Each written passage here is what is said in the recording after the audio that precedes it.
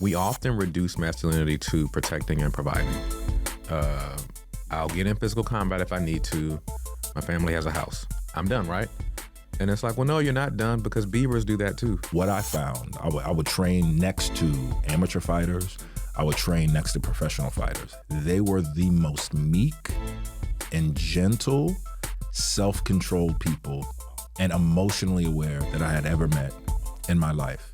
And it's because they have the capacity for damage. They can do damage to a human being, which gave them a level of humility. As this journey has taken place, women in my life and family and friends seem to understand and relate and know how to show up in ways that men tend to struggle with. So I remember when I was having my first kid, you know, I felt deep grief because I realized that there was no rites of passage for a man entering into fatherhood.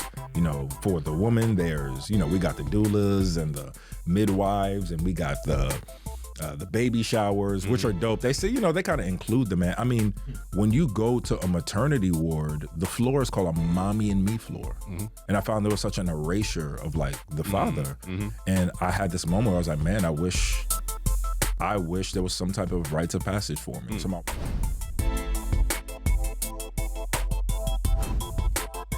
Welcome back to another episode of the Addy Hour podcast. As always, I appreciate you all continuing to engage in these conversations. Today, I'm really excited because this is a discussion which I feel like has been a long time coming.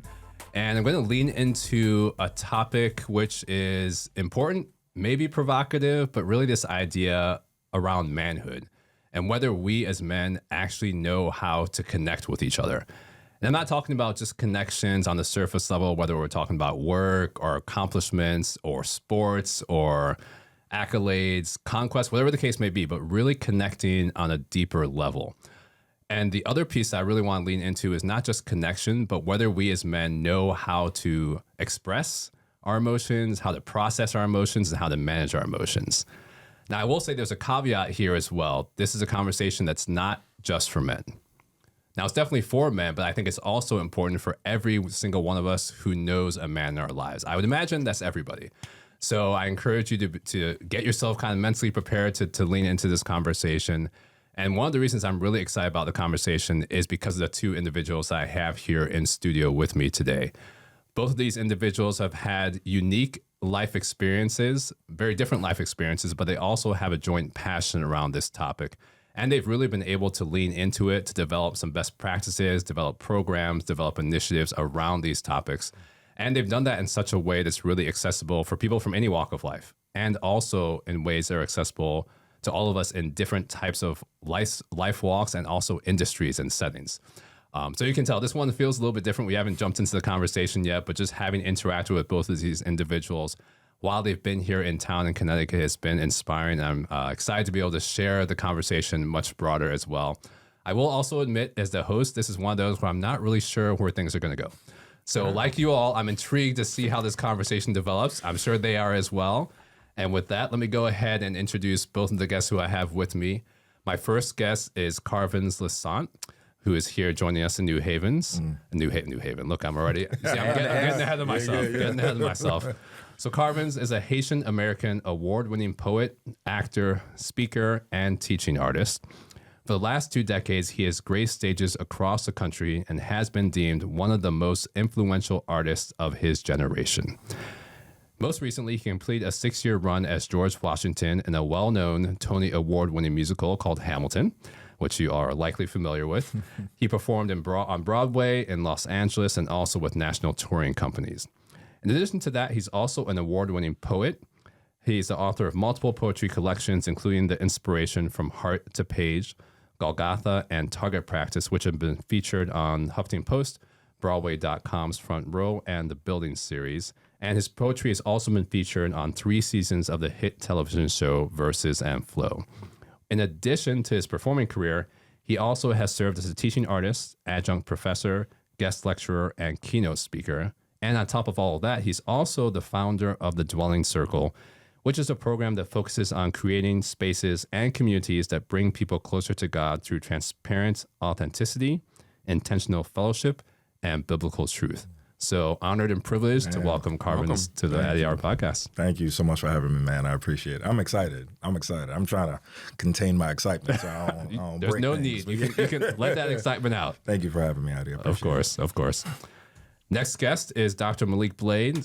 Dr. Maliek is equally impressive and different in a sense too, and some of the things that he's been able to create in this space. But he's the founder and CEO of the Whole Brother Mission, which is a groundbreaking nonprofit organization launched in 2019 to support the mental health of Black men and to empower Black families.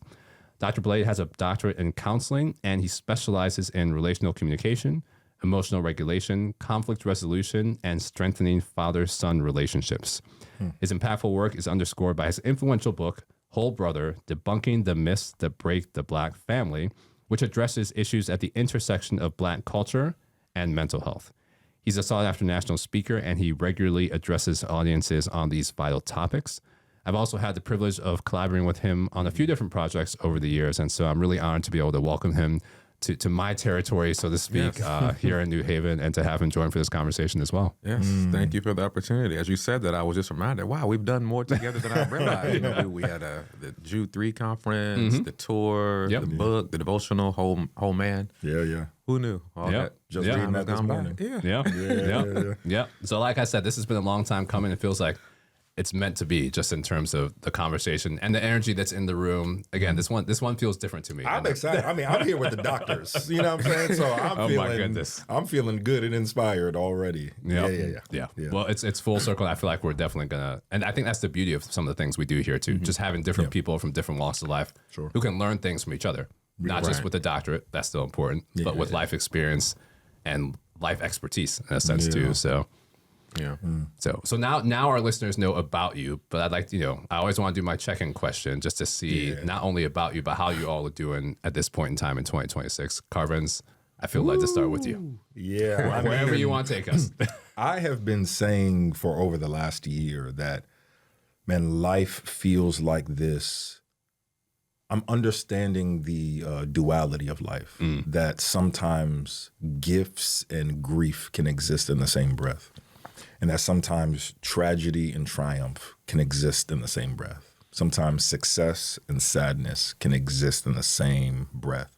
So I've just been really holding space for the duality that I've just been experiencing in my life. I'm currently actually back in New York. I was on tour a little bit with Hamilton. I moved to Los Angeles for a while. Then I moved to Atlanta. I thought that I was going to set up shop there, but God called me back to New York. And so I moved back to New York with my family, and I actually did a kind of a career shift, but I would more say a focus shift, where I'm serving now as an associate pastor in Harlem, where I grew up, in a church called Renaissance NYC. Shout out to Renaissance. And so my life just looks completely different than I thought it would. And like surrendering to that has been a mix of gifts and grief. It's the grief around a 20-year acting career that I thought I would be doing, at least in a particular way, for the rest of my life, but like embracing the gifts on doing something else that brings me a lot of meaning and like significance. It's embracing the triumph of having people at a job who are more concerned about who I am rather than what I can do, but then experiencing the tragedy of like, well, what does an artistic career now look like? How do I intersect my faith and my artistry? So yeah, it's really been that. So I won't lie, it's been hard. I've been in a really rough season, very exhausted, very overwhelmed, but more than anything, I'm not without hope. And I know what it is to be hopeless. And so I've been really, and in a weird way, I've been experiencing this new level of faith, which says, man, I trust God even in despair. And that's just a new place for me to be able to look at my Creator and say, man, you are still good, though good things are not happening to me right now. So I feel like in the first time in my life, I'm maturing. I've always been beyond my age because of like trauma and like growing up in New York and growing up with immigrant parents. You're always going to be beyond your age. But it is now where I feel like I'm really maturing. So that's been the season. It's been very difficult, very hard. But I know I'm being formed right now. Yeah. And I can only be formed through through seasons like this. And so I'm just trying to rest into that. Yeah. Well, that's so honest. I mean, I'm sure people are hearing that. Yeah. And even just having hope in what you just said. Yeah. Because the other thing I think is helpful about these questions, we don't always get to see the journey. And I've said this a lot of times on the podcast. We see kind of the end product or what we assume is the end product, even though there's more to come without knowing how people got there. Yeah. You see the glory, you don't see the story. Yeah. So even people knowing how you're stepping into the season and what you're continuing to walk through. Because even in that, I'm hearing a lot of unexpected, but still walking it out in the midst of the unexpected and letting those things come. And I mean, that ties back to even how I kind of teed off this whole thing about whether we as men even allow ourselves to be honest that we have those things. A lot of times, all that gets pushed down and we just go, which you might come back to in this conversation as well. So, yeah. And I mean, I won't lie, there's some of that happening too that I'm trying to, work against. To be like, don't suppress surrender. And that is trying to find the space to do that, trying to find the safe space to do that, trying to find the right community to do that, trying to find the right mental health practitioners to do that with. Trying to do that alongside really great brothers who are also doing that. It's a journey. And so, people ask me like, how are you doing? I'm like, I'm not doing well, but I serve the one who is well and who will make me well. And it's been, a beautiful journey to be confident in that, even while I'm like working through a lot of stuff. Yeah, that's so well said. Yeah.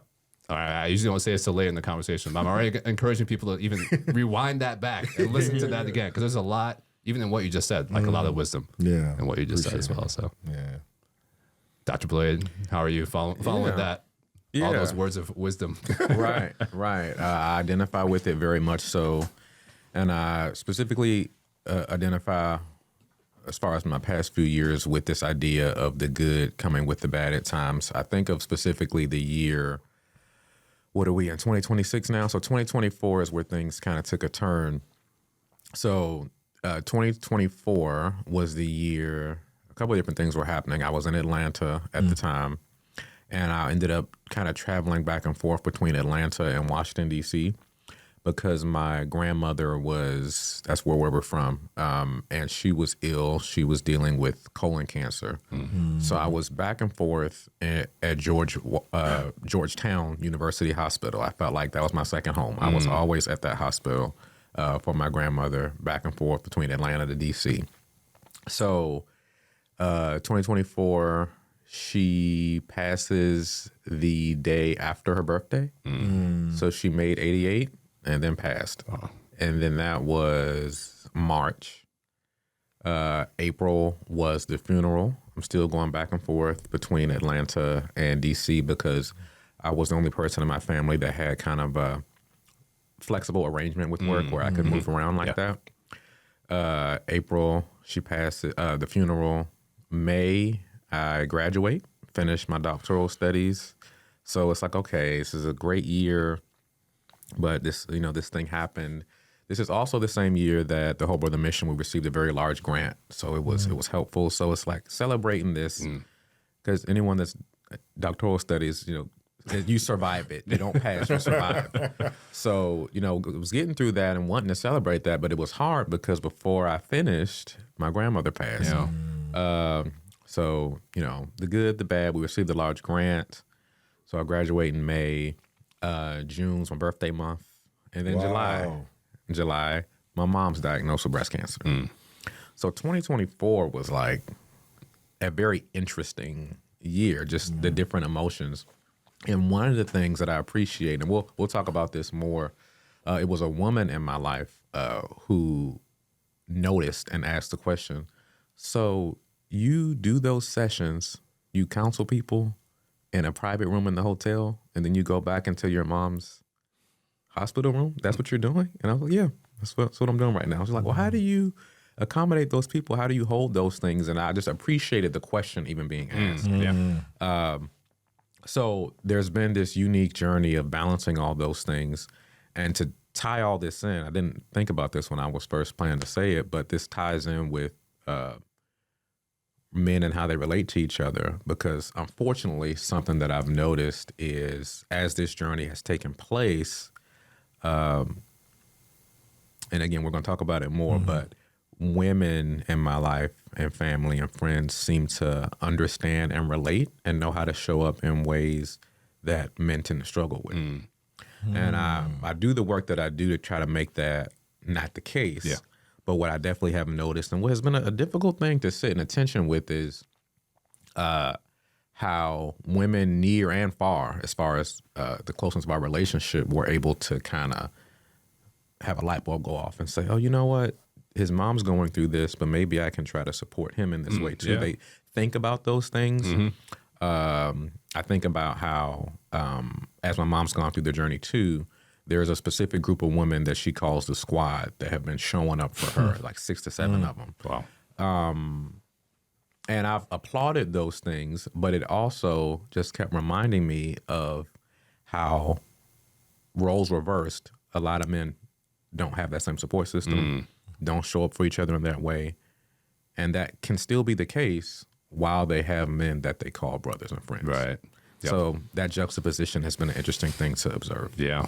Yeah. Well said. And I appreciate you sharing that journey with everybody as well. I mean, just the honesty of it too. And, just as I'm hearing both of you talk, I'm going to pivot a little bit because I think people are probably curious about, because you both brought up really important pieces about these tensions and having to kind of walk through with both. Yeah. But how do you actually navigate that on a practical sense in your day to day? Because again, I think for us as men, it's not a quote unquote natural. The more natural is, I got to just toughen up. through. I got to make sure I'm still keeping up with my responsibilities. I'm still leading. I'm still showing up. I don't have room necessarily to address those. But even the fact that you all brought those up, I think is a huge first step. But just to hear a little bit more about, I guess, Carvens, for you, this is in real time because it's from what I hear, it's ongoing.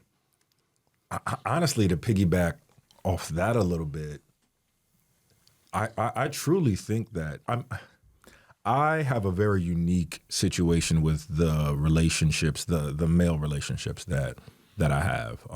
I think when I came into kind of my faith, I did lose a lot of my very close best friends because, we just kind of had a different worldview in terms of what we theologically believed and what our faith practices were. But I would say the men that I have in my life now, the main issue isn't necessarily depth. It's just really capacity. So like I actually find that I have a very, I'll probably say different experience in that the men in my life are very much so like we literally have questions that we give each other. Like, what is the state of your soul today? Like when we check in, it's like we go deep. If it's not deep, then we're not. We don't have time for it. And I find that we have an incredibly we have a gift in our relationship, which is I'm around men. I would say probably the 3 to 5 men who I would say like those are like my dudes. I mean, emotionally intelligent, emotionally available, deeply introspective. The just challenges, our lives are just so crazy. So we don't get to do it Can quite I ask often. you one question about that? Yeah. With that depth, would you say it came later with age, or was it always that way in those relationships? I would probably say it was always that way. I mean, a lot of them, we became friends around the, shout out to Bridge Church NYC, when we were kind of on the church planting launch team of that church down in Brooklyn. And so we kind of like grew in faith and like discipleship together. And it was kind of always there. And I think because, again, a lot of us are also artists. So artists have a different, I would say, emotional availability and bend. I mean, when I was in acting school, we used to call people who weren't artists pedestrians. Because, no, straight up, we're like, oh, that's a pedestrian. We would call them pedestrians because we understood that we had an access to our emotional instrument that the natural person doesn't. Yeah. And so I do think that, if I were to put it into context, I think because a lot of my friends are artists, because a lot of them are ministers, there's a type of natural, again, access to their emotional capacity that they have. And I can't make my personal experience like aggregate data. But then at the same time, my experience is my experience. And a lot of times for the world, I want to let them know that, no, there are men who we exist. We exist, who are emotionally present, emotionally available, present with our children, present with our families. But there is that reality. There is a challenge where there is capacity. And I do think that sometimes men don't know. So I remember when I was having my first kid, I felt deep grief because I realized that there was no rites of passage for a man entering into fatherhood. For the woman, there's, we got the doulas and the midwives, and we got the baby showers, which are dope. They say, they kind of include the man. I mean, when you go to a maternity ward, the floor is called a mommy and me floor. And I found there was such an erasure of like the father. And I had this moment where I was like, man, I wish there was some type of rites of passage for me. So my wife reached out to like my best friend, and they did like a daddy blessing where it was just a bunch of men on Zoom, and they were just like speaking life into me. Now, at the same time, I remember I had to tell them like, hey, I wish y'all would have asked me how I was doing instead of just like giving me advice. But we worked that out with each other. And so I think how I'm working it out in my daily life is I am not afraid to share the hard thing. And that's really difficult as a pastor. Like, I'm not afraid to wave the red flag and be like, I am not okay. And so there's this level of courage that I'm praying that like Black men grow with, to say that they are not okay. And I think that's something we don't always have the space for. And I really want to create more space and more freedom and more opportunity for men to be like, I am not okay. That is the genesis of it for me. And so I'm not afraid to say that I'm not okay, which I think aids me in my relationships. But then at the same time, we have to have a culture, we have to have systems, we have to have a people in the church, out of the church, at work that can allow men to be broken in a safe place. And so I would say that I don't feel that I have a lot of spaces where I can be broken, though I have some people I can be broken with, but I need more than people, I need spaces. How do people react to that broadly? Because again, like this feels countercultural to me. It's important. But I'm imagining there's different ways that people are going to react to you admitting that you're broken, you sharing your emotions. Like how's that hit people? If you even know. Because I don't know if people tell you. No, people be shocked. People be like, well, I mean, even when I'm preaching, I've been very open and honest about my experiences, my experience with like major depressive disorder. I'm very transparent in a moment when someone is like, how you're doing. Now, I know I don't have the full space to really tell them how I'm really doing, but I try to make it a point to be honest. And so, people I think are shocked by the level of transparency. Some people are like overwhelmed by it. Like, I think a part of the thing that hurts me as a man is to be deemed too much. Like, that's really hard. Like, that's really hard. I'm like, oh man, like I thought you wanted me to be open. Now it's too much. So I've had to deal with a lot of that. Like, oh, you're too much, and that hurts. But I realized I'd rather be too much than for you to find out I took my life. I'd rather, share a little bit too much than for you to find out, because I can see, and I have this poem where I talk about, suicidal ideation, where I say, I can see it now. People, if I took my life, would make a spectacle at my casket, and it would be the same people who never asked me if I was okay. Right. And so, I just have to continue my bravery. I obviously try to use a lot of discernment. So a lot of it is shock to people. A lot of it, people are like, man, that's too much. And then for some people, they're inspired. Some people will come up to be like, I'm so glad. And that's what I do it for. That's what I do it for.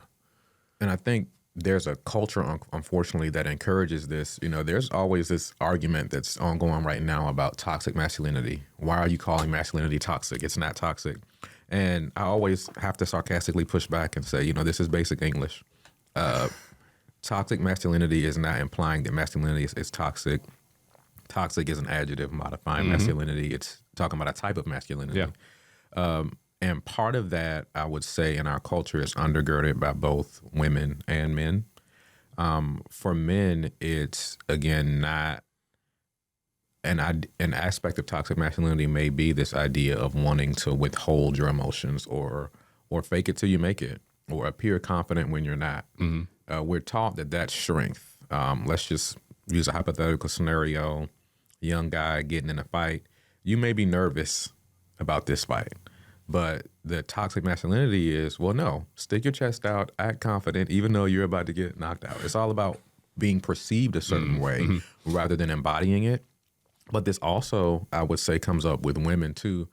I've had the opportunity to work through this with couples, but unfortunately it's upheld by women as well, in the sense that while one may say that a woman wants an emotionally open husband, that is typically expressed without an understanding of how deep that can go.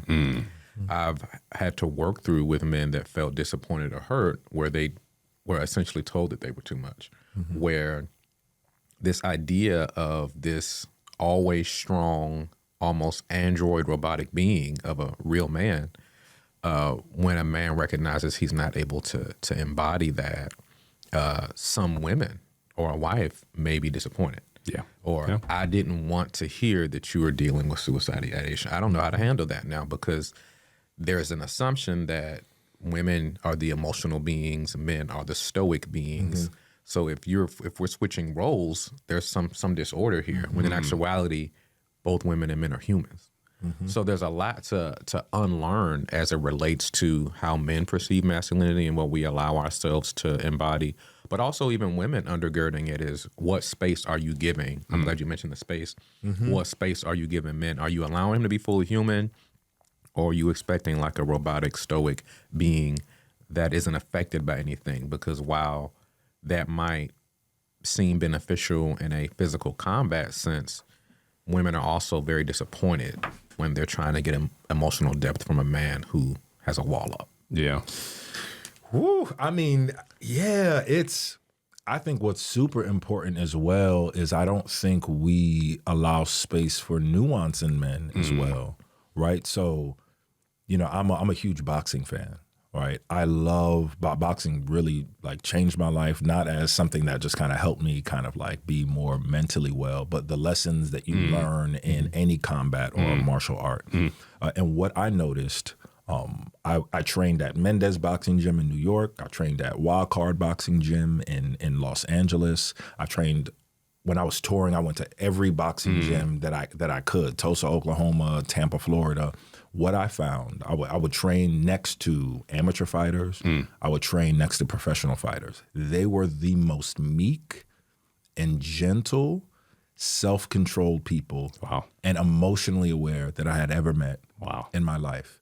And it's because they have the capacity for for damage. They can do damage to a human being, which gave them a level of humility. Wow. And so some of my friends now, like I have a best friend, his name is Caleb. I mean, this dude he's just diesel. I mean, we can cry together, go through scriptures together, and if he needed to, he can beat people up. Like he's just nuanced. And I think, and what I realize in my friendship is we hold this space for this nuance. And a lot of us, and again, going back to our faith practice, there is something about modeling manhood after Jesus, because I believe Jesus was nuanced. There's a reason why they call him lion and lamb, that he was brave, that he could go into the temple and flip over tables, but then also weep, at the funeral of his friend Lazarus. He can cry out on a cross. And then he also had the bravery and the courage to step in front of soldiers who were like, we're looking for Jesus. He's like, I am he. Let these people go. And so I think if we model, I want to model my manhood off this man, off the greatest teacher in human history, who was both lion and lamb, who was both gentle and courageous, who was brave. And so I think we need to have nuance for men as well, and we don't really have that. It feels like a lot of the time we have to be one thing, and if we're one thing, then we could be nothing. Right? Yeah. You know what I mean? Yeah. Yeah. Wow. What about you? I mean, how is that? How does this work out in your life, in academia? In like how does manhood expression? I think there's this idea that academics are stoic, that they're emotionless, that they're only intellectual. How do you operate being in those spaces? Yeah. It's a good question. Sorry, I know I didn't mean to flip it, but I'm curious. The other piece is, this is going to sound funny, but you all said so much, all right? And it's so much is so important. Is even the ask of me is like, oh my goodness, I wish I could, this is live, I wish I could press pause and even just sit with everything you just said about those two pieces too. So I'm also thinking through that. At the same time, I feel like, this is an important question for academia, but it even comes up in a different way because not that we don't think about manhood, but there's so much about, I've never said this phrase, but the academic machine that we're trying to make sure that people are equipped to do what they need to do, what they're called to do in life. So even, I think it's even a broader conversation around how do we navigate in our program, in our field, in our discipline, and even this broader tension of what I do versus who I am. Yes. So, I mean, it's not exactly your question, but that's something that I think about a lot. And a lot of this just harkens back to conversations we've had here on this campus. I mean, I've been here for a while, but I'm even thinking back to 2018 when we had Lecrae come to campus. Yeah. We had a conversation about a lot of the topics we talk about on this podcast, but it was town hall style. So hearing people, we partnered with the chaplain's office, Black Church of Yale, had it in a room with about 200 folks, but everybody could dialogue back and forth. So having students and others show up and say, I'm here, but I feel like I'm not being my true self. Yeah. Or I'm just kind of walking out in actions, but not paying attention to who I am. And just to have people be able to peel back those layers, have him peel back layers, even in terms of his authenticity. So I think for me personally, I think about it in a day-to-day kind of person-by-person interaction. How am I, whether it's a student, whether it's another professor, how am I actually showing up in this conversation? And are we actually taking time to check in and see how we're doing? Or are we just talking about what we're doing? So I got you. So it's not exactly the answer to your question, but that's something that's on my mind a lot. And I'm trying, I don't know how successful, you probably have to ask my students, how successful I'm at shifting that narrative. It does catch people off guard. So I remember when I started doing this with students where I'd always say, how are you doing beforehand? People had a hard time with that. They'd automatically go and start talking about work. Yeah. And I'd have to interrupt them and say, I didn't ask about work. I asked how you were doing. But people have also said, I mean, they're being honest, that those, sometimes it feels like the same thing. Like what I am doing is who I am. And so it's taken time for That people part. to be able to separate those and to realize that you're not defined by what you do, but how you're doing also impacts what you do. And so again, it gets to nuance. So I think for me, I've been trying to build that skill set. Yeah. I've also been trying to be honest about it in the conversations that I have one-on-one with students, or even if I'm having a conversation on a public platform. So if I'm on stage, that takes more intentionality, effort, and discernment in the moment. So again, I feel like I'm not giving you a direct answer to your question, but these are all the pieces that I think about on the day-to-day basis. And then even how I show up in some leadership conversations too. So I think one time I was having a conversation with leaders around some of the programs that we do for early career faculty, just all the stuff they have to navigate.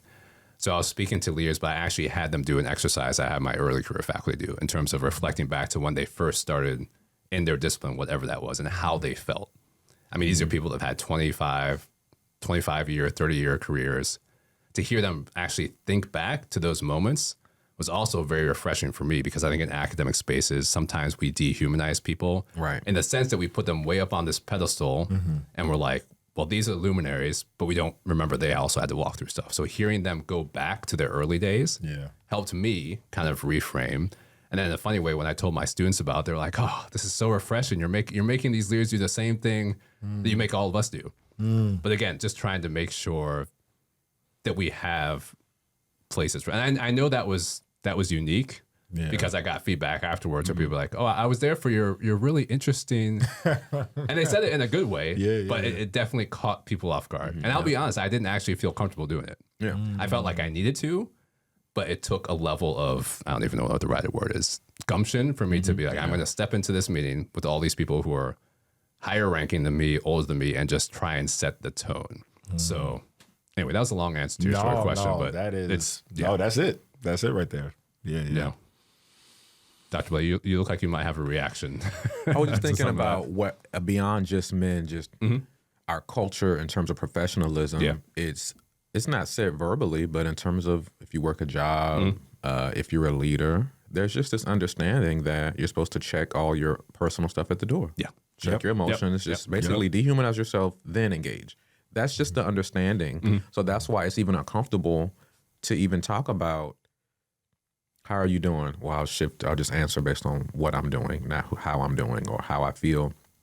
That shows you that it's so deeply embedded in our culture to just remove that part of yourself because that's for somebody else to deal with. So don't bring your emotions to work. That's for somebody else to deal with. And if you're a man in this context, well, don't bring that to your wife because that's for you to deal with. So we keep truncating it and it gets smaller and smaller and then men have no outlets. So, it's kind of built into this. It's a systemic issue that we, rather than working through the difficult work of trying to create spaces for people to show up as their full selves, we've just said, take that somewhere else. And even now, relegating all that to a therapist isn't ideal either. Yeah. As a manager, as a manager of over, 3,000 therapists across the country, I'm pro therapy, obviously, but in no way we're fooling ourselves if we think that someone should cut parts of themselves off from all these other relationships in their life and just take it to a therapist, and because they're a professional, they'll take care of it. Yeah. That's not realistic either. Yeah. So the reality of this is it's a systemic and cultural issue, and for people's overall wellness, I would say it's a both and thing. Some things need to change in our culture coupled with therapy, not one or the other. Yeah.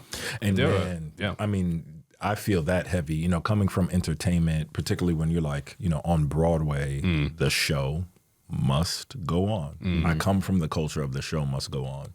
And money is like, relies on it, people who paid hundreds, especially when you were in Hamilton. I mean, people were paying thousands of dollars for tickets. They don't care. They don't care nothing about what you're going through. They're like, I paid $2,000 for this. You better get up on the stage and sing these songs. And I remember I did something really revolutionary. So a part of my mental health break, my season of burnout that compromised my mental health was while I was doing the show. And I just started to sit and investigate and navigate one identity, like, oh my God, like I put my full identity into this. And the thing is, I thought I didn't. I really thought, I was just like, no, like this isn't who I am. But deep down inside, I was like, no, you really put your identity into this. But what was revolutionary for me was looking at my value systems. I started to look at the things that gave me life, that brought me delight and joy and hope. It was just like, man, being able to go to church on Sundays, man, being able to have dinner with my wife, man, being able to put my kids down. And I realized doing the show, I couldn't do any of those things. So then there was this tension. What do I do with that? And so, in a culture like Broadway that prides itself on the actor who can do a full 8-show week, like that was like a thing. Oh, can you do all 8 shows? I just took it upon myself to say, man, I'm going to pick a show or 2 a week where I'm just going to call out. And the understudy is going to have to go on because I want to have dinner with my wife tonight. Wow. And I'm How'd that injured. go? That's enough. And I'm injured and I don't feel good. And so for preventative measures, I'm going to call out. And how did it go? I mean, I don't really know. I don't really know what they really felt of me, right? They was just like, well, it's a 2-show day. He may not do all 8. And mind you, I did the show for 7 years. That happened towards like the middle part of those 7 years. My first 3 years, I'm like going hard. But I'm like, 3 years of like rarely calling out. No, I'm going to call out. I'm going to call out. My kneecaps hurt. My low back hurts. And I have not spoken to my wife in a week. And I'm not, if I get divorced, y'all not gonna pay for them fees. If I break my leg, as much as I love and that show and the creatives and the producers, if I break my leg, what's gonna happen is y'all gonna be like, oh man, I'm so sorry that happened. Can we get Carvens Lissaint over here? They're gonna find someone who's 6'3", who's just as chocolatey, who's gonna sing them songs. And when I realized that, I was just like, man, I still want to honor in faithfulness this incredible job that I have with the utmost integrity and respect. But I also have to carve out a healthy life for myself. And what I realized coming out of graduate school as an actor is everyone always asks me, what do I want my career to look like? No one asked me what I wanted my life to look like. And when I looked at the careers of all the people that I admire, that I love, I realized that I wanted the things they had. I did not want the life they had. And so I'm like, oh, I have to change my life. I have to change my life. And so now being a pastor, I would say under healthy leadership, shout out to my pastor, Jordan Rice, Lester Kim, my pastor Jordan, he rebuked me once for teaching a Bible study when I had to get a wisdom tooth pulled out. I was in pain and I was just like, the show must go on. Like, I'm gonna teach this in pain. It was nothing to me. Yeah. And he was just like, why did you do that? And I was just like, well, what do you mean, why did I do that? He said, what do you think I would have thought of you had you called out of work? And I was just like, oh, that I was unreliable, that I was soft, that I was weak. He was like, it would have been growth for you to call out and say you couldn't do it. And he's introduced this new theology of limitations. to me, that limitations are something to be embraced, where in culture it's like, limitations, I'm going to break through that. Kobe Bryant, Mamba mentality, I'm going to push. But actually limitations are a gift to say like, oh, I actually can't do that today. And so that's been a new framework for myself that I've been trying to do for margin. I mean, we were talking about that last night when we were at dinner. I need to create space to not do so that I can do. It's weird. Like I have to create space. And it's the first time in my life that I've been practicing that. Yeah. How do you get that to sink? I mean, either of you, how do you get that to sink in with other men? Because that's so cross-cultural. I mean, people can hear it. That's it doesn't mean that, Yeah, that they're actually absolutely. going to be able to apply it. Yeah. You know, it's very difficult for men because I would say certain perceptions of masculinity are deeply ingrained and they're hard to undo. And some men find comfort in some of the toxic masculinity. So it's easier to say, you know, I work out. I put on 30 pounds of muscle. I'm a real man. I served in the military. I got my masculinity card. There are these things that we cling to that are meant to be stamps of approval for our manhood, and they, I would say, lower the bar very low so that it's easy to compensate. So because some have found success with that, they don't want the rules to change. If I was seen as a man's man by building muscle, serving in the military, winning at life, accruing a certain amount of money, I like those rules because they work in my favor. Yeah. But when you come saying, hey, what about the fact that your kids felt like you put the job before them? What about that? I in my first book, Whole Brother, Debunking the Myths That Break the Black Family, I point out that we often reduce masculinity to protecting and providing. I'll get in physical combat if I need to. My family has a house. I'm done, right? And it's like, well, no, you're not done because beavers do that too.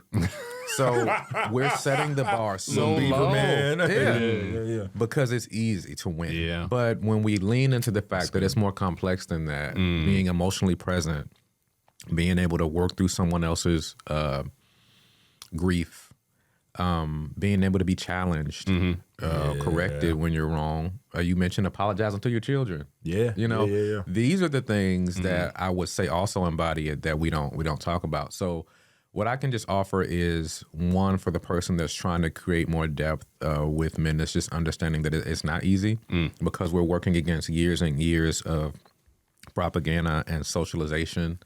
Living in a capitalistic society, people are essentially trained to take pride in being a good employee or a good worker, even in their personal life. Like, what have you done lately? What have you produced? Have you proven your value? These things are instilled in us, so it's hard to unlearn them. But one of the tools I offered in that book is the communication pyramid. I'll admit that it's a bit uncomfortable to try to do with men, especially if they're not used to it, but it's worth the uncomfortability. Anything that is pushing against the culture requires some level of intentionality rather than just hoping that things get better through osmosis. We have to do some stuff that might feel insincere at first. So the communication pyramid, think of a triangle or a pyramid, and at the top you have level 5, which is cliches. So for the church people, black church people, someone say, how are you doing? Oh, I'm blessed and highly favored. You know, cliches, things that you just say that don't really have a lot of meaning to it, but it's a go-to phrase. Or men say, I'm good. How you doing? I'm good. Even though you literally are feeling miserable on the inside, you just say, I'm good to keep the conversation going. Not much thought put into it. So level 5 is cliches. Level 4 is facts, just sharing the information. The insert team here won the Super Bowl. Whoever won, they won. It's just sharing the information. Level 3 is opinions. That's what you think about the facts. So it's more personal to you. It's not just the information. It's, well, here's what I think about the Patriots winning the Super Bowl or whoever wins. I know they didn't win this year. Level 2, emotions, sharing how you feel. And then level 1 is full transparency, sharing all of who you are. And in reality, most men just, even in 10, 15-year friendships, just sit up at levels 5 and 4, just sharing cliches and facts, maybe an opinion here and there. When we break from level 3 being opinions, when we break from those opinions down to level 2, those feelings, that's where things get awkward amongst men. Yeah. Why are you sharing that? I asked you how you were doing, but you told me that, you know, you were debating the purpose of life because you've been unemployed for 6 months. Why are you? I didn't expect you to say all of that. Now we really need to have a conversation. And sometimes a friend didn't want that because we were used to just going through the motions. So it's an uncomfortable thing to actually share. Well, this is what I'm feeling. This is what I'm going through. This is what I'm tossing around in my head. And I'll just say it's worth the effort. But it's also, I think, to kind of create a new culture, it's okay for us to not accept the bare minimal too in terms of relationships. Yes. So I would say that it's okay to be intentional about, you know, I don't want another relationship where I'm forced to keep the conversations at level 5 and 4. Yeah. At this point in my life, that doesn't serve me. Yeah. So I don't do 5 and 4. Yeah. No. I actually don't have, I don't have time for 5 and 4. Like, I'm barely sleeping. I'm a father of 2 young. I have no time. I live at 1 and 2. I'm probably at like a 0.5. I'm just down, and it is uncomfortable. But I'm not afraid. You know, in acting school, they used to say, you know, growth happens in discomfort. And I think a part of the reason why men, particularly Black men, it gets awkward is because they have deemed discomfort unsafety. Yeah. And what I try to get through to men is that there's 2 types of discomfort. There's discomfort of unfamiliar and there's discomfort of unsafety. So you know when you go to the gym and you stretch and you're like, ooh, if I go any farther, I'm gonna pull that muscle. That's unsafety. But you know when you go to the gym and you're like, ooh, I didn't know that muscle was there while you're stretching. That's where we kind of live. And so I really challenge men to live at 1 or 2, even if they're not, and it sounds crazy, and I could be wrong, even if they're not ready. I'm like, you need, as a practice, you need to rehearse vulnerability. Speaking those things out. Even if no one's there to receive it, you need to build the habit of just saying it. 100%. 100%. And, you know, even I'm about to launch the men's ministry at our church. And I do think we have, you know, a lot of folks at the 4s and 5s. And sometimes I'm like, man, how can I get them down to the 1? And the first thing is, man, I just want to craft a space where they feel safe. So like this Sunday, we have like this incredible like game connection day. And it's just like, it's like there's gonna be like spades and there's gonna be chess and checkers and there's gonna be like a great spread of food and there's gonna be a PS5 and then there's gonna, just for folks to commune together, when what you do is not who you are, but who are you really? And we're gonna have these like prompt questions at every game station for people to like connect and communicate. And I mean, to answer your original question around like, you know, how do we inspire men to do that is, man, I just use my life as an example. So when men are telling me like, yo, yeah, I'm trying to secure the bag. I'm like, I've had the bag. It doesn't do much. Well, what you think it doesn't do. You want to know how much money I made at my height? Here, this is how much money.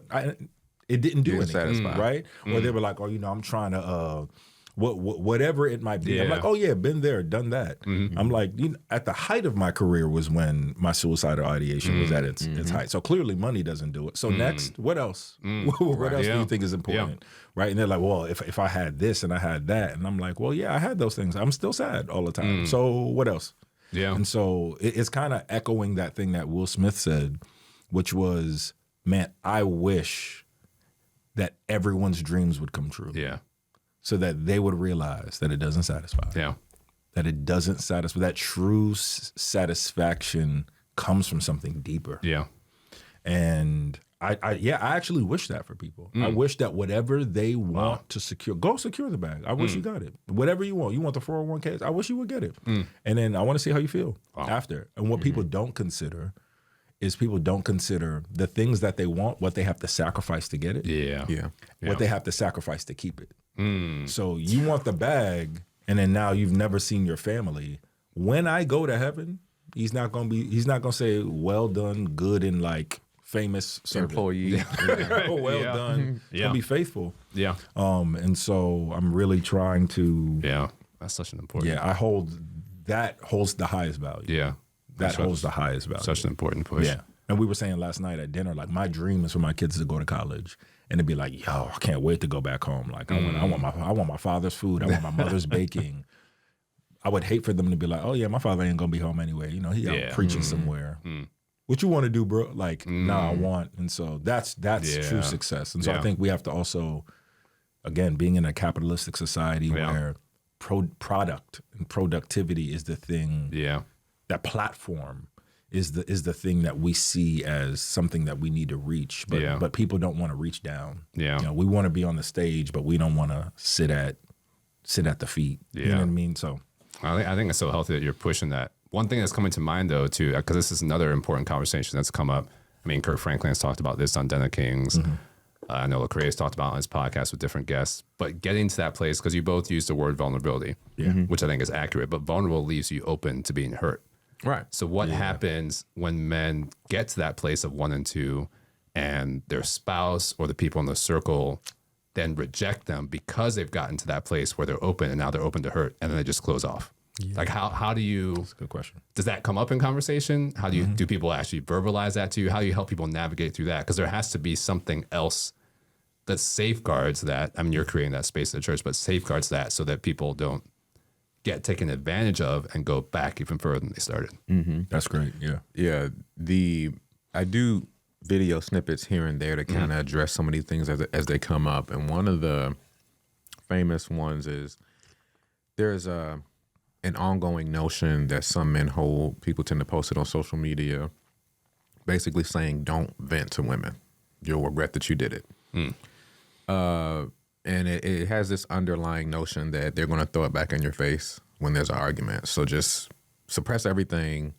Again, toxic masculinity. And one of the things that I push back on in responding to that is just the nuance of thought.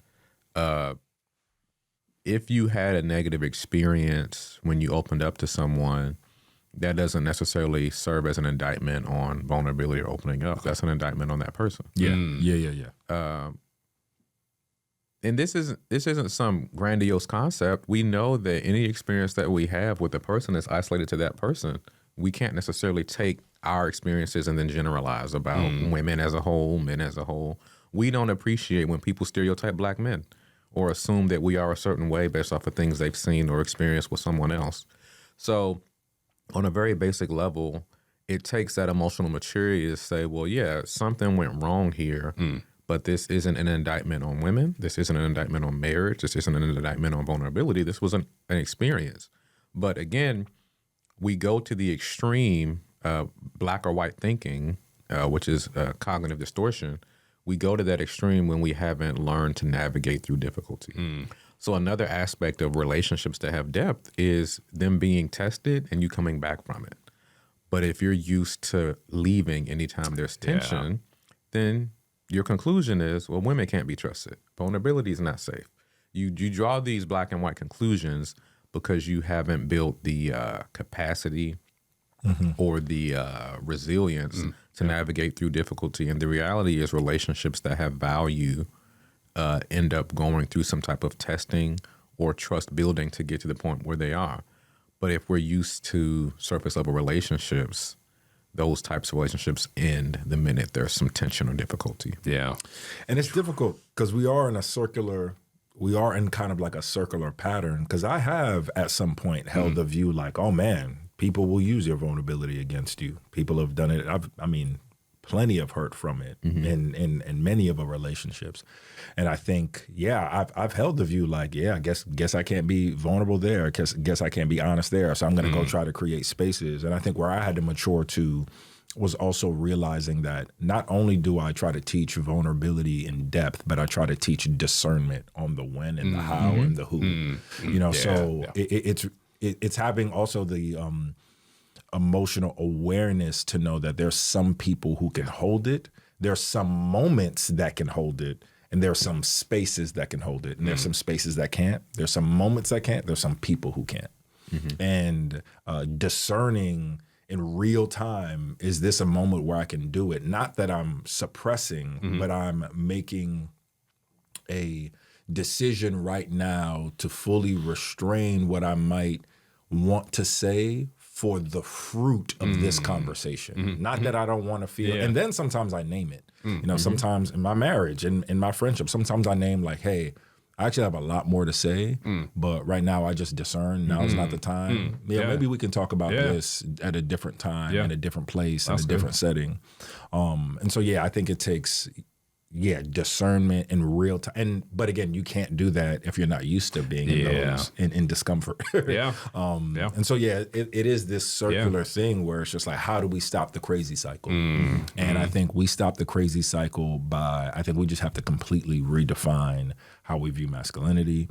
We have to completely, or not even redefine. For me, it's about actually going after the best model, which is Jesus. For me, that is the best model, I think, for masculinity. So it actually doesn't need to be redefined, and we need to like revisit. We need to revisit the author of masculinity. And then I also think it takes a hyper awareness and humility from everyone, a hyper humility from men, from black men, for women to really.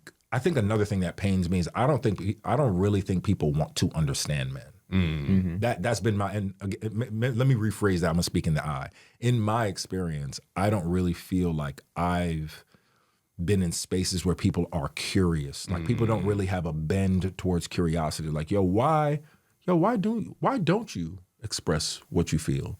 I find in my experience, I haven't really had a lot of those questions. Why do you feel unsafe? Why is it hard to have difficult conversations? And I will implore anyone who is watching, increase your curiosity for any man who is in your life, father, sister, brother, cousin, partner. Ask why. Ask, like, true, and like wait for the answer. Wait for the answer and hold a space for it. I tend to see that people don't have a sense of curiosity in my experience, in my own personal experience, which is heartbreaking because I want to share. I don't feel safe because of this. I don't feel safe because of that. And I think if we lean not towards defensiveness, but we bend towards curiosity, I feel like there we can break the crazy cycle and the cyclical pattern that we kind of see, that's how we understand manhood. Yeah, I mean that's even a broader social conversation too. Because just as you were talking about, I was thinking about the brief moment in time in the pandemic with George Floyd and everything else, where I saw people actually stop and take time to ask why and listen. And in many ways, that moment feels like it's past. Oh, yeah. But 100%. That would change how we interact as men, would change how we interact as society. That piece is, I completely agree. But I was just, as you were talking, that was just feeling very full circle. Yeah. And the onus is on men. And then I would say to men who are listening, man, I would push to say, I want to be healthy, whole, and alive, right? I want to be healthy emotionally and physically. I want to be whole spiritually so that I can do what I'm made to do, which is to live, to bless others. And we can only do that if we see the whole brother, the whole, we have to see our lives in totality of how we need to be transformed so that we can be whole and better. Yeah. So good. There is one other thing that I feel like is bubbling under the surface, because as we're talking about, making sure that we as men can get to that place. Yeah. And Dr. Blade, you mentioned this earlier too, but sometimes people aren't ready to receive that. Right. So maybe a two-part question, like how do you all think we need to be able to help people be equipped to do that? Because that comes up in all walks of life. You also made a comment about not relegating everything to the therapist.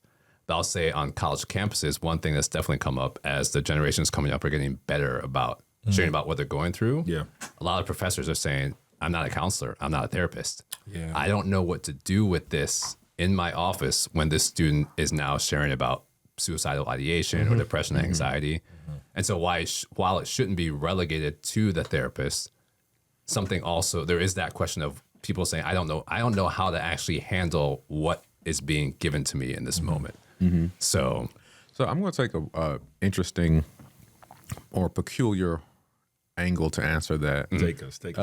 It actually, one might initially just answer that in terms of here's how you can create a safe space for someone to be vulnerable with you. as the friend, as the brother, sister, pastor. We can go that angle. I'll probably come back to it, but I think it goes back even further to something that's just so ingrained in our culture that we don't think about it. But it's about, I would say, it's becoming a parent. So many of us are understood the American dream or the life process to just look like, all right, you're born, you start working, go to school, get a degree, build a career. Somewhere in there, you get married and you have children and you die. That is the expected life cycle. Yeah. That's it. So with that, because people are trying to meet certain quotas and keep up with the Joneses, they end up doing things that their heart may not be in or they may not be equipped for. There are a lot of people that are parents that shouldn't be parents. And we see it in how the children grow up to be. So parents aren't fully responsible for who their children grow up to be, but there are so many situations I've been confronted with where this could have been avoided if you didn't parent the way you did, or if you didn't have children at that inopportune time where you weren't prepared to give that child what they needed. We like to celebrate and say, children are a blessing, but as someone that works with the broken families after the fact, there were red flags along the way that we don't tend to address. So the way that we can create a better space for people to receive it is by creating that space for ourselves before we bring someone else into the world. And I know that pushes back on, a lot of Christians might feel uncomfortable with that because the assumption is be fruitful and multiply, right? So just have kids, just do it. But I, again, have to walk through the impacts of this. So I'm not saying don't have kids, go to the other extreme, but I am saying there is, it's worth a conversation of looking at one's own personal readiness, their emotional availability and health and mental health, looking at those things before you get married, looking at those things before you have children. I can speak to this. So many men's groups, Bible studies, who use the scripture that says it's better to marry than to burn with lust. And they use that to tell men, well, just get married. If you have a porn addiction, it's better to just get married and then you can just focus energy on your wife and you'll be good, right? And that's not how it plays out. No. But this is being taught in churches. So before we get to the point of how do you hold space for someone, let's talk about the space that I hold for myself. Am I prepared to parent? Am I prepared to be a spouse to someone else? Am I mentally or emotionally stable as an individual? That doesn't mean that those things are off the table, but at least asking the question rather than being so quick to just check off the box to say I did it. Sure. Where am I at personally? Asking those questions, and that'll help if you do ask those types of questions and get to a point of wellness within yourself, not perfection, but at least having the capacity to show up for other people. But unfortunately, there are parents who literally are not able to emotionally show up for the children that they had. I remember there's viral video of this mom who was talking about how her son has gone no contact with her as an adult.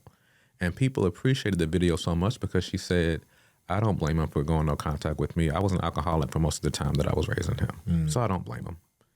And it was probably the first time some people have seen parents be accountable for the state that they were in while they were parenting. So I would say the answer to the question goes back to the decisions we make as an individual. Yeah, that's good. Carvens, any reflections? A lot of reflections. Yeah, no, that's good. I think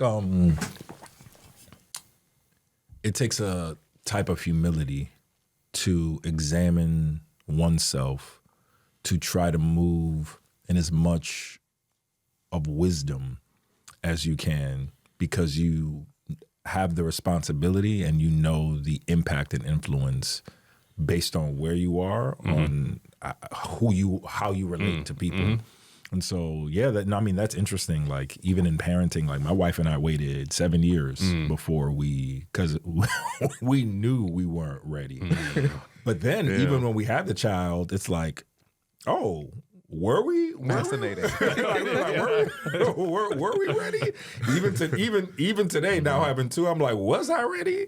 And then I surely was like, I surely can't have another one. I do not have the capacity. But I remember getting into arguments with people where they were like, nah, you need to have more kids. I'm like, I think I don't have the capacity for it. I was like, I want to move in wisdom. I want to be a good steward of the kids I have now. I want to be a good, because like my state is truly the greatest gift I can give them is a healed, transformed me. And if I'm putting myself in a circumstance or a predicament in which I can't do that, then I won't be able to be a blessing to them. And no, I think that's a lot of wisdom. I also wish that, man, we didn't live in these extremes, because I do have some friends who are like that, right? Who are like, nah, man, I ain't ready, bro. Like, the Lord is still forming me, and I gotta. And I'm like, bro, you can go on a date, bro. It's okay. It's okay. Exactly. Like, it's okay. So like, I've actually been experiencing the opposite extreme on my end, where you know, I know a bunch of men who are afraid to date, who won't date, who won't pursue women because they're like, I need to know if she's my wife the moment I meet her. I'm like, bro, have a friend. Just go bowling. Like, what are we? Like, what are we doing? And there's this other extreme too that you know, you're talking about wellness, but people have deemed wellness perfection. Right. And so I know a lot of people who are afraid to be formed in real time until they get perfect. Yeah, they're like, yo, if I know I need to have this. This is how much money I need before I get married. This is how much, this is how I need to address this and address this. And I'm like, man, a part of what, there are some things, stepping into marriage, stepping into parenthood, there's a lot of prerequisites, for sure. I believe you should have, your character should be, but you should have integrity. And there's some things that you only learn when you're in the game. And God has designed it that way. And so, there's this, how do we blend, how do we get to the middle? Right. And that still seems like talking about that deeper level too, because there is some fear in that too. If someone says, I need to be quote unquote perfect, there's a fear which they might not have tapped into, that I'm afraid to get into this until I've got everything together. So being able to actually name that and come back to it, that's a whole, and that's maturity too. And with men, they are celebrated for what they can produce, not who they are. They are celebrated by how much money they have, how much status they have. You know, one of the things that I've had to navigate in becoming a pastor was watching other people's grief around me not acting in this season. Like, I didn't realize that not your own. They would feel a type of way. Like, people, like, they were like, oh, now my life has changed because my proximity to you is different. I'm not the friend of an actor who could be on a red carpet anymore. I'm a friend of a pastor. I see it when I tell people that. You know, I saw my dentist when I first came here. He was like, oh, you're back in the city. Are you back in the show? What are you doing now? And I was just like, no, I work at a church. And he was like, huh? And I was just like, yeah, I'm an associate pastor up in Harlem. You know, I'm really excited about the work and to serve my community. He said, oh, why would you do that? I had another friend who was like, hey, I saw like you were like a pastor like online, but I knew that's a cover up. I know you booked a real big gig that you can't talk about. So like, what's the gig? And I'm like, no, I'm a pastor. And it's people's even perception of me that I've had to navigate. Like, it used to be cool when people ask me, what do I do for a living? And I don't get the same response. With all this extra. Yeah, I don't get this response now. And so then it made me look at my relationship with them before. I was just like, is that what I was to you? I was the actor. You know, I was the actor. I was the artist. I was the one on the platform. And so I think when men see that, we go, oh, that's just what I'm worth. That's just who I was to you. And it is very rare to feel as a man that you are interested in me. Like me. Like not what I can do, me. And so that's another thing that I think I really want to name for anyone who's listening, that, man, when you are communicating with a man, ask him how his heart is. And that reminds me that, unfortunately, so many of our friendships amongst men are specifically friendships of utility or friendships of proximity. So we were in the same dorm, so we were friends. But when we graduate, we're not friends anymore. Friendship of utility, well, you were the famous actor. I liked the perks that came with being the friend of the actor, you know? So we realized that a lot of it isn't substantive. And that's something that we have to accept probably in our adulthood when we begin to see it. So that's why, again, going back to the starting point, what are you instilling in children? Because it's important to hopefully build your relationships on something more substantive than this is what this person offers, invite them into the friend group. Or just stumbling into friendships based off of who was in your physical location. Yeah. Rather than actually curating relationships based off of shared values and things like that. That's again the depth that's oftentimes missing. But what's this cycle that I see men getting caught in is we build relationships in more formative years based off of proximity and utility. By the time we realize we made that mistake, we're at a point in life where we really aren't building new friendships anymore. We've already settled into the ones we've had, and now we're just coasting out. So men get stuck, and I would say that's the basis of a lot of what is called now the male loneliness epidemic. And I don't know how it is for y'all personally, but I think just even growing in age, it's just difficult to get friendship is just more difficult now than it's ever been. You know, especially being a young parent, like my time is just so much more limited. So like my quality of time has to be high. And if it's not, then I'm like, I can't, what are we doing? What are we talking about here? And so I find that too, depending on the season, I'm realizing that relationships suffer depending on what season you are. And then there's this grief that comes with like, oh, I'm going to have good friendships. They might be like a couple of years from now. And then I think I find a lot of men lose hope in that. And then they go, well, I ain't going to pursue any friendship at all. And it's just like, no, we still have to. But yes, shared values, shared interest. It's something I call the depth of communal connection. When you can be around people, you have shared season, shared values, shared interest, just to get it going, just as a starting point. Entry points for connection is something I'm really trying to fight for. Yeah, that's good. I mean, maybe even to add a layer on that, just time too. Yeah. Like as you mentioned, time is limited, and then people don't always even take the time to build and cultivate some of those things. I mean, I'm even thinking back to some of my college friendships, which were not intentional. So it started out with a proximity type of thing, but someone had a need. We were at the same place, and I took time just to sit and listen. I had no intention of building a friendship. Right.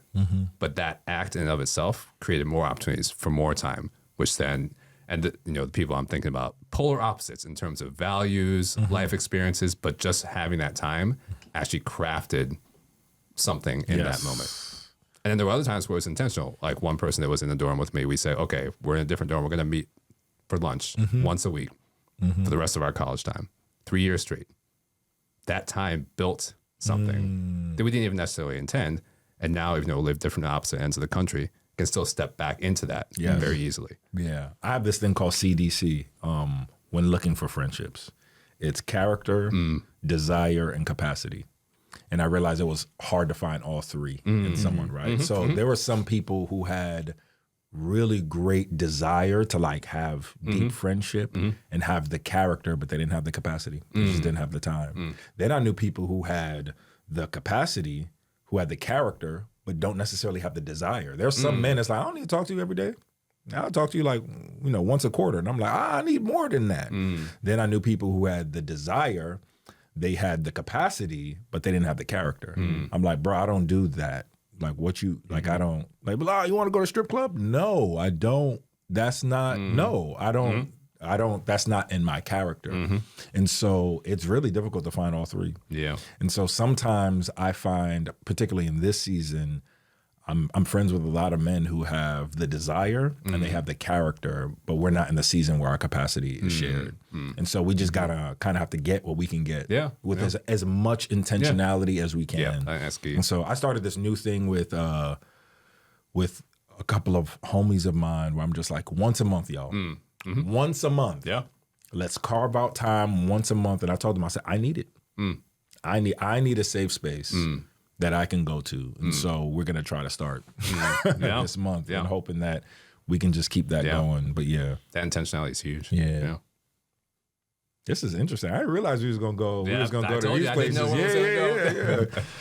So the time has gone fast, but I do also want to make sure the listeners hear a little bit about the work that you all do, just in terms of, the initiatives and things like that. Dr. Blade, if you can give us a synopsis. So I manage a nonprofit, 501c3. So we receive all gifts are tax deductible. The Whole Brother Mission all collaboration connects. Right. It's funny. we have a nationwide network of therapists specifically connecting men with therapists. So if you're looking for a therapist and you don't want to scroll Psychology Today for 3 hours or call and leave a voicemail and not get called back, we make the process easy for you. So you can schedule an intake call. We'll gather some info about you and connect you with someone based off a cultural fit. But also with a nationwide network, our focus is men, but anybody else can receive a referral or a connection with the therapist as well. So that work is always, available. And again, all 50 states and Washington, D.C. And then personally, I do have carved out time to be able to work with clients personally as well. But I specifically work with men that are in leadership roles that are managing how to show up as a leader, because unfortunately, perceptions of what it means to be an effective leader tend to go toward what we've discussed as far as toxic masculinity. But then men in those positions are also wanting to move toward wellness as well. And sometimes those things are seen as contradictory. So I help men in positions of power and leadership navigate through those things for anyone that may be interested in that personally. So that's the work that I do. I work with clients, but also refer people by way of the Whole Brother Mission for mental health support. And then lastly, I'll say resources available. Everything we mentioned, we've all contributed to the Whole Man devotional. And that is available on wholebrothermission.com, but also through our Daily Bread Ministries. And as far as the communication pyramid and some of the things I've mentioned today, that's in my first book, Whole Brother, Debunking the Myths That Break the Black Family. It's also available on wholebrothermission.com. Excellent. And we'll put some of that in the show notes too, so people have easy, great. clickable access. He was like, I help leaders. I was like, Dr. Maliek Blade. Yeah. And yeah, I'm actually right now, I just feel like I'm in a hidden season of like development. In 2023, I launched what was at the time the Dwelling Circle, which was just a support group for Black men who suffered from depression. And over the 2 years as I was doing it, it actually ended up turning into a full-fledged ministry where we held worship nights in my house in Atlanta when I was living there, Bible studies in my house in Atlanta while we're living there. And then I also had the Dwelling Men's Collective. I've actually recently just taken a break from it over the past year as I've stepped into pastoring, just so I can just focus on that. But I'm actually hoping to launch some Dwelling Men's Collective events in New York at some point. And so I would just say, follow me on the Instagrams and the things just to stay tuned for what's happening there. But I would also say that if you are local to New York, I serve as associate pastor at a church called Renaissance NYC in Harlem, New York. And if you're just looking for a new faith family, if you're looking for a place to explore your faith in a safe place, man, I would say come on down, come on through. We have 3 services every single Sunday. I'm there. I'm trying to provide as much pastoral care for the people as possible. And so I would say that, but I would just say more so look out in the future. But right now I'm like in this beautiful like hidden season of like development. And it's been a while, having been in this kind of like a hidden season of development. So I've been embracing that. Again, to create margin, to create space for me to actually in this season just become a good father and a better husband and a decent pastor, I hope to the people, but soon come. Soon come. Yeah. There's wisdom in that too. I mean, even that is a lesson in of itself, because that's not the way we talk or operate as a society. That's why, what are you producing right now? And it's hard. I'm used to I'm used to being on stages and being in front of thousands of people. Like when you do a Broadway show in front of a sold out crowd 8 times a week, like I've been seen by millions of people. I'm used to being up on a platform, but I realized that I would be a detriment to myself if I had a platform and not a prayer life. I'd be a detriment to everyone around me if I was seen by people but not known by God. And so I've just been focusing on that. Just being in and in a weird way, I've actually been really loving it. I've been kind of like loving being able to grow slow. Being able to grow slow. I'm used to exponential growth really fast, but there's this like beautiful worship song called Slow Me Down, and I listen to it as much as I can because it forces me to slow down. And I always have this analogy. When I first started driving, I didn't get my license in New York. I got it in LA, and I just fell victim to the culture. Driving fast. I remember one time I missed a stop sign. And man, I just really felt that going at the speed of the culture can put you in more danger than you know. Yeah. And so I'm looking at the traffic lights that God has been putting in my life. And he's like, bro, slow down. Bro, stop. And that has been a benefit to me. Wow. Yeah. Well, perfect way to close things out. Yeah. I was being serious before. You all going to have to definitely press pause on this one. At various points in this episode, I appreciate both of you brothers coming out and having this conversation. This is going to be really important. Yeah. I'm going to listen to this one a few times too. So, my goodness. Same. All right. About to get some sessions with Dr. Maliek Blade. That's what I'm about to do. Oh, my goodness.